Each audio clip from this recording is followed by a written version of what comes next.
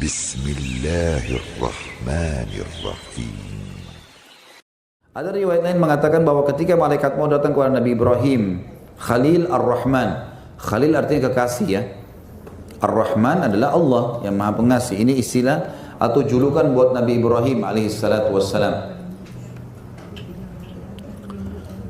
Untuk mencabut nyawanya beliau berkata, "Hai malaikat maut, pernahkah kamu melihat seorang kekasih mencabut nyawa kekasihnya?"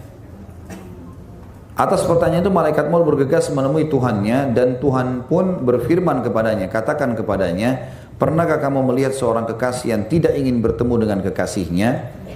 Maka malaikat itu pun kembali menemui Ibrahim dan kali ini beliau berkata, "Cabutlah nyawaku sekarang juga."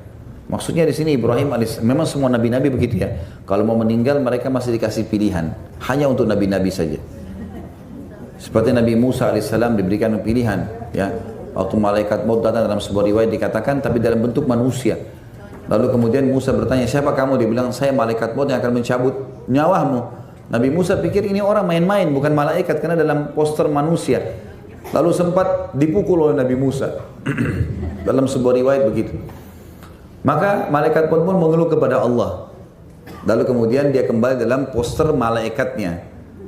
Lalu Musa bertanya, "Apakah kau akan mencabut ruhku?" Dia bilang, "Iya, akulah tadi orang yang menjelma jadi manusia menanyakan kepadamu yang kamu sempat memukulnya. Tapi Tuhanmu memberikan pilihan kepadamu. Apa kau masih ingin dipanjangkan umurmu?" Dia bilang, "Iya, saya mau." Lalu Allah berikan pilihan, "Berapa tahun kau ingin, hai Musa?" Tuhanmu menawarkan 1000 tahun. "Apa cukup?" Kata Musa alaihissalam, "Cukup, 1000 tahun panjang sekali." Umur Nabi Musa alaihissalam waktu itu tidak sampai 100. Mau dikasih 1000 tahun, Nabi Musa mengatakan cukup. Lalu tiba-tiba Allah ilhamkan dalam hati Musa alaihissalam untuk bertanya lagi, "Sebentar, setelah 1000 tahun nanti saya mati nggak?" Kata malaikat maut, "Tentu, pasti akan mati." Kata Musa, "Kalau gitu cabut aja sekarang. Sama aja nanti juga akan mati." Sementara beliau dalam kondisi sebagai nabi dan orang yang soleh kan gitu, udah nggak perlu khawatir.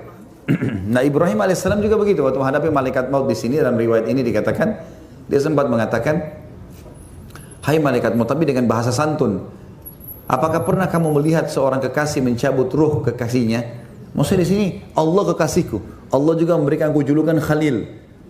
Masa Allah mau cabut ruhku? Seperti itulah kurang lebih pertanyaannya.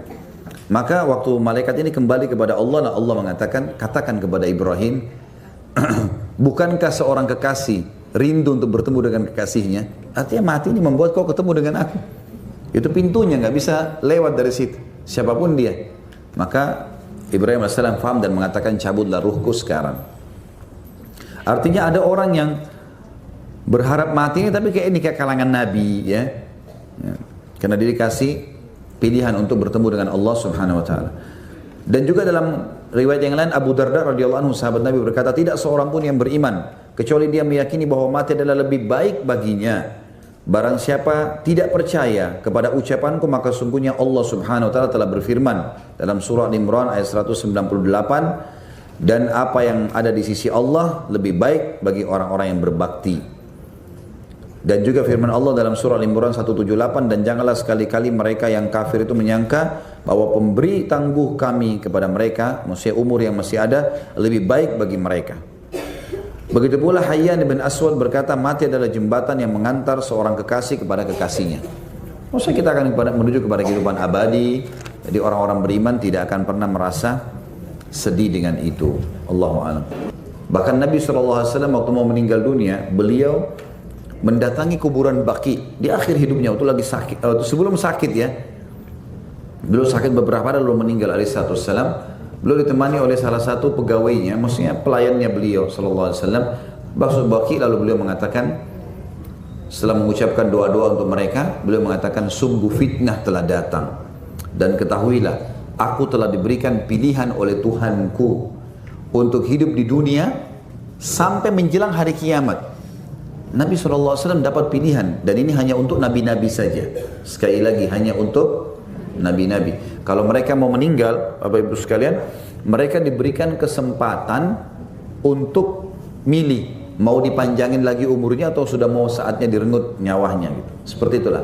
Kata Nabi SAW, "Aku diberikan pilihan untuk hidup sampai menjelang hari kiamat dan memimpin dunia." menjadi raja dunia, menguasai. Nabi Muhammad SAW. Dan aku nanti kalau mati masuk surga. Dan aku disuruh pilih yang kedua, mati sekarang dan aku masuk surga. Maka aku memilih untuk mati sekarang dan masuk surga. Bisa ditangkap poinnya? Nabi SAW dikasih pilih jadi raja, semua kekayaan dunia di tangan beliau, umurnya panjang sampai hari kiamat. Memimpin dunia dengan mati sekarang. Nabi pilih apa? Mati.